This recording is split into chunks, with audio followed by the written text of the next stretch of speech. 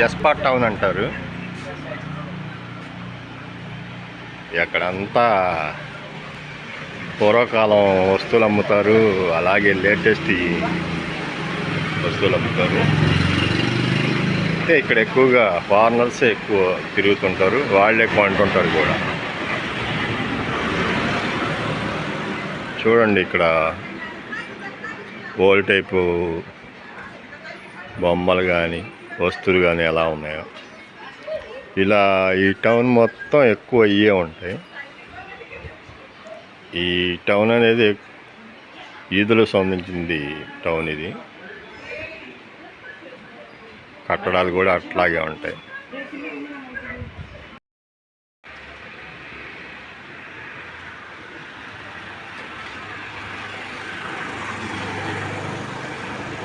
చూడండి విగ్రహాలు ఎంత అందంగా చెక్కారు, పెద్ద పెద్ద విగ్రహాలు. రాగాకి మీద వినాయకుడు, బుద్ధుడి తల, ఆంజనేయ స్వామి, కృష్ణుడు, ఇట్లాంటి అడుగడుగునా ఉంటాయి ఈ ఏరియాల్లో. కొచ్చిన్లో చూడాల్సిన ప్లేస్లో ఇది ఒక ప్లేస్ అనమాట. నటరాజ విగ్రహం చూడండి ఎంత పెద్దదో. అలాగే పడుకున్న బుద్ధుడు కానీ, కింద వినాయకుడు చాలా పెద్దగా ఉన్నాడు. గరుటుమంతుడు కూడా ఉన్నాడు.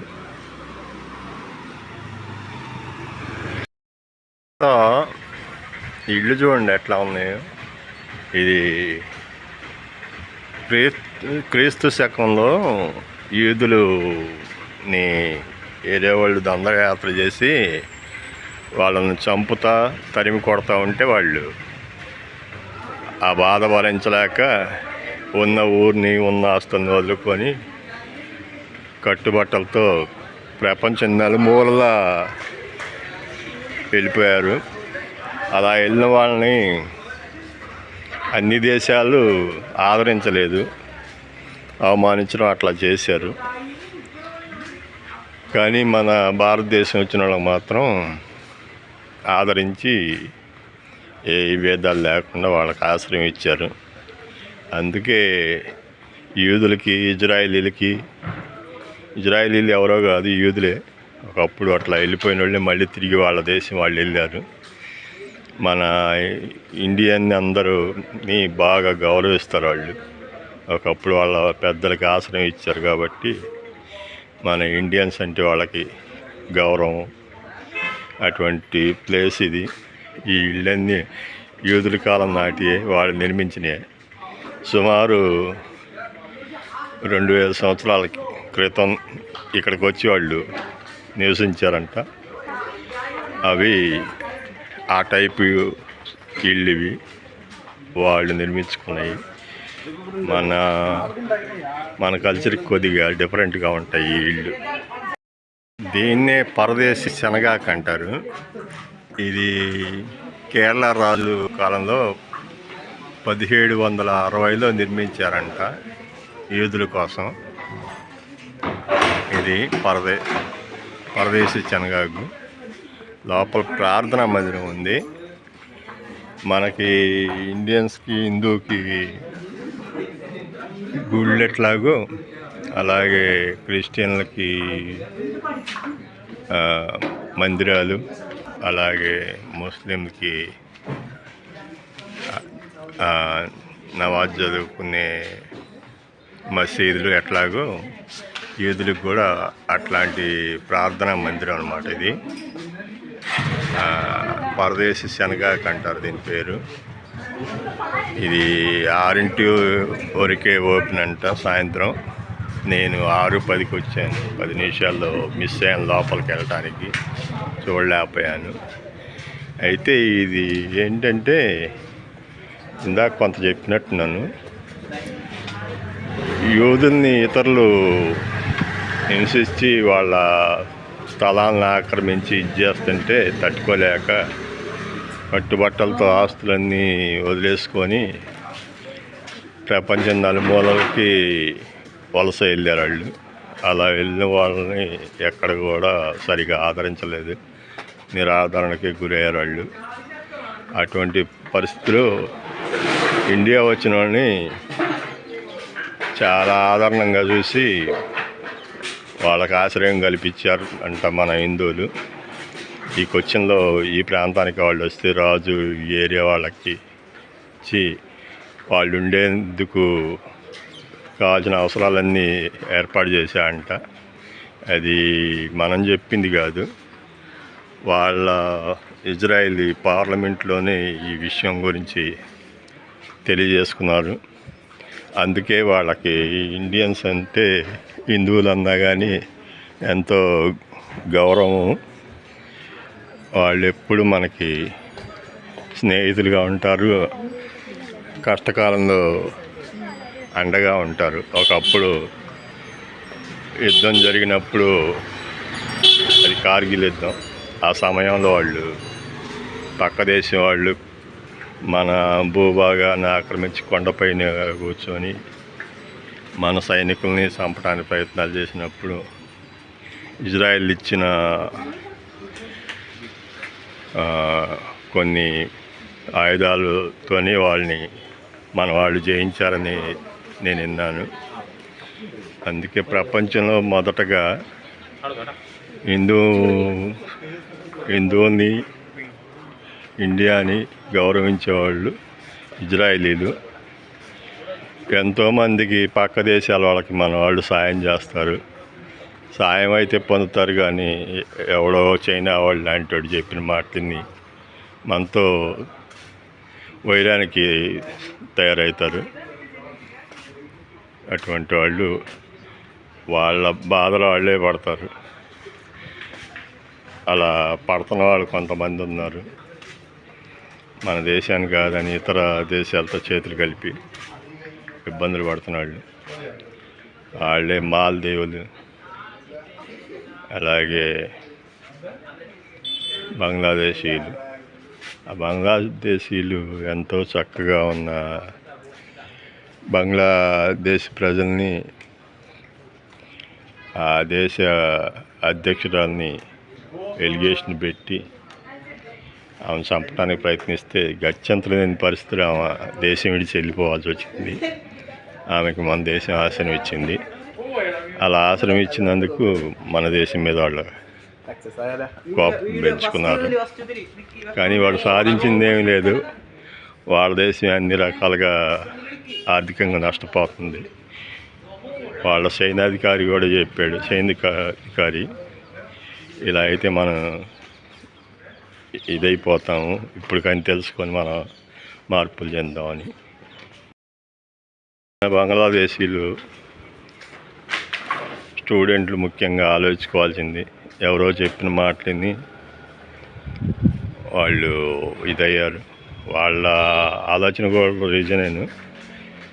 వాళ్ళకి ఎప్పుడో 1971లో పాకిస్తాన్ తడిపోయినప్పుడు ఫైట్ చేసిన వాళ్ళ వారసులకి రిజర్వేషన్ ఇస్తున్నారు అప్పటి నుంచి ఇప్పుడు దాకా. దాన్ని ఇప్పుడున్న స్టూడెంట్ వ్యతిరేకిస్తున్నారు. అది కరెక్ట్, వాళ్ళు తప్పు కాదు. కానీ ఆ ఒక్క కారణంతో ఇతరులు వచ్చి వీళ్ళ మైండ్లో విషం నింపారు. దాని కారణంగా బాగున్న బంగ్లాదేశ్, అభివృద్ధి చెందుతున్న బంగ్లాదేశ్, టెక్స్టైల్ రంగంలో నెంబర్ 1గా ఉన్న బంగ్లాదేశ్ ప్రపంచ దేశాలకి బట్టలు సప్లై చేస్తున్న బంగ్లాదేశ్ వాళ్ళ చెప్పుడు మాటలని వెనక చైనా ఉండి ప్రోత్సహించింది. వాళ్ళ కారణంగా వాళ్ళు తినే అన్నంలో మట్టేసుకున్నట్టు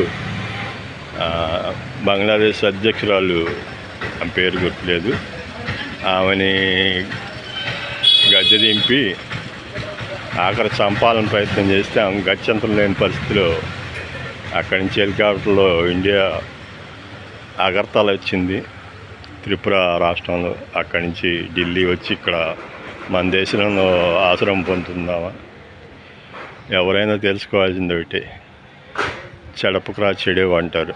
ఒకరిని చెడపాలని చూస్తే మనమే చెడిపోతాం. ఇందుకు ఉదాహరణే ఈ బంగ్లాదేశీ పరిస్థితి. మనం యూదులకి సాయం చేసాం ఎప్పుడో పూర్వకాలం సాయం చేశారు మన వాళ్ళు. వాళ్ళకి ఇప్పటికీ మన దేశం అంటే గౌరవం. చిన్న సాయం మనకి దేశ ప్రజలు మన పట్ల కృతజ్ఞతాభావం చూపిస్తుంటారు. అందుకే చిన్నదైన పెద్దదైన సాయం చేయాలి, లేకపోతే వదిలేయాలి. అంతేగాని పక్కవారిని చూసి మనం ఈర్ష్యపడటం కానీ వాళ్ళని ఏదో చేయాలనుకోవటం కానీ చేయకూడదు. అది తప్పు. ఇది వీడియో బాగుంటే లైక్ చేయండి. ఇట్లు మీ శ్రేయభిలాషి. ఎంత పెద్ద గంగాళం చూడండి.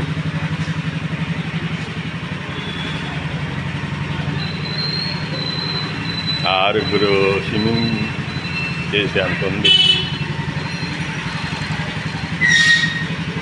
ఆరుగురు కాదు, స్విమ్మింగ్లో కూర్చునే అంత. ఇద్దరు ఈజీగా చేయొచ్చు స్విమ్మింగ్ అంతుంది. భోషాణం, మా చిన్న వయసులో భోషాణం అనేవాళ్ళు. ఇది భోషాణం. ఇది ఒక పెద్ద గంగాళం. మాయాబజార్లో వంటలు చేసిన గంగాళం.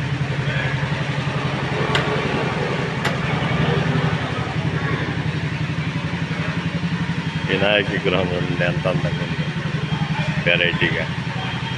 ఇట్లాంటివి చాలా ఉన్నాయి ఎక్కడ పట్టినా. వీధులన్నీ అవే. ఇక్కడ చూడండి దేవుడి విగ్రహాలు ఎలా ఉన్నాయో.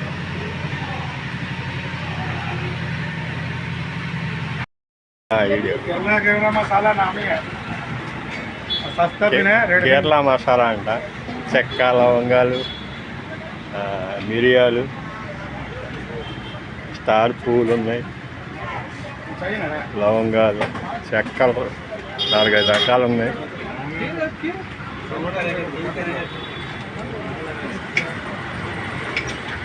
మొత్తం మసాలా సంబంధించిన షాప్. చాలా క్వాలిటీ కూడా ఉన్నాయి.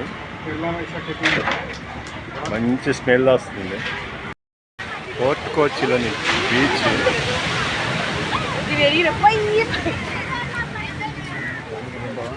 ఇదంతా అరేబియా మహాసముద్రం. మన తూర్పు వైపున ఉండేదేమో బంగాళాఖాతం, ఇదేమో అరేబియా మహాసముద్రం. ఇప్పుడే సన్సెట్ అవుతుంది.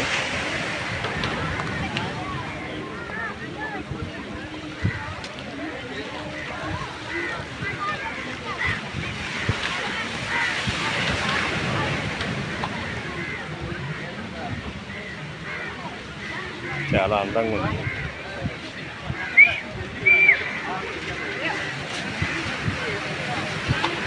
అప్పుడదంతా తూడాయిలు శుద్ధి చేసేది అనుకుంటా ప్లేస్.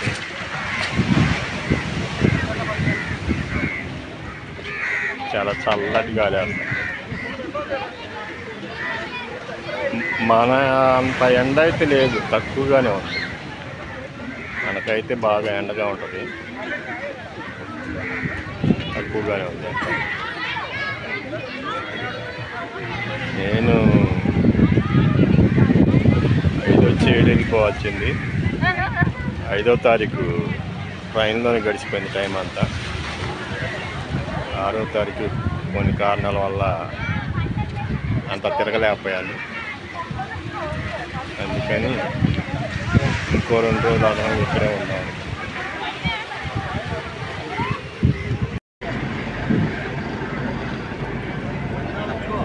ఇది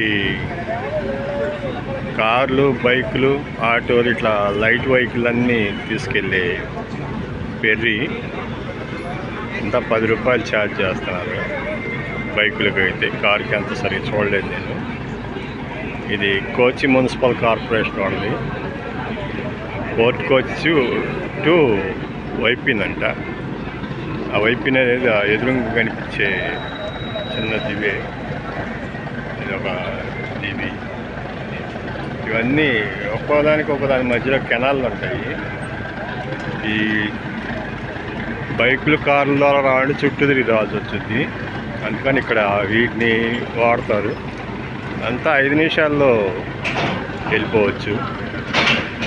చాలా బాగుంటుంది ఈ జర్నీ. బెంచ్ స్ట్రీట్ ఫోర్ట్ కోచ్లో ఉంది ఇది. అంతా షాపింగ్ మాల్ సెంటర్ అది. ఎక్కువగా ఫారినర్స్ వచ్చి ఈ ఏరియా అంతా తిరుగుతూ ఉంటారు, షాపింగ్ చేస్తూ ఉంటారు. ఇప్పుడే ఒక అమ్మాయి షోరూంలోకి వెళ్ళింది. ఇదంతా పోర్చుగీసు, డచ్ వాళ్ళు ఈ ఏరియాలో స్థావరాలు ఏర్పరచుకొని పూర్వకాలం ఉన్నారు. ఈ వాతావరణం అంతా అట్లాగే ఉంటుంది, ఫ్రెంచ్ టైప్. ఇదంతా స్ట్రీట్ మొత్తం షాపింగ్. ఈరోజు డల్గా ఉంది, వీకెండ్ బాగా రష్గా ఉంటుంది. అన్నీ మ్యూజిక్కి సంబంధించినవి, గిటారా, డ్రమ్స్ అన్నీ ఉన్నాయి. ఈ గ్లాస్ ఏంటో కానీ చాలా బాగుంది.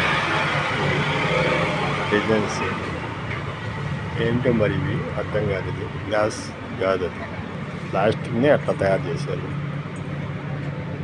చాలా రకరకాలు ఉంటాయి, మన ఏరియాలో దొరకవి. చాలా బాగున్నాయి. ఇట్లాంటి బోల్డ్ షాపులు ఉన్నాయి, రకరకాలు. ఇది అని కాదు, ఫ్రెంచ్ స్ట్రీట్ అంటారు. ఎక్కువగా ఫారినర్సే ఉంటారు ఇక్కడ. అన్నీ కూడా కాస్ట్ ఎక్కువ. కాకపోతే ఇవాళ సోమవారం, పెద్ద జనం లేరు. ఈ వీడియో మీకు ఎలా ఉందో నాకైతే తెలియదు, నేను మాత్రం చాలా ఎంజాయ్ చేశాను. అది మీకు నచ్చుద్ది అనుకుంటున్నాను. ఇట్లు మీ శ్రేయోభిలాషి.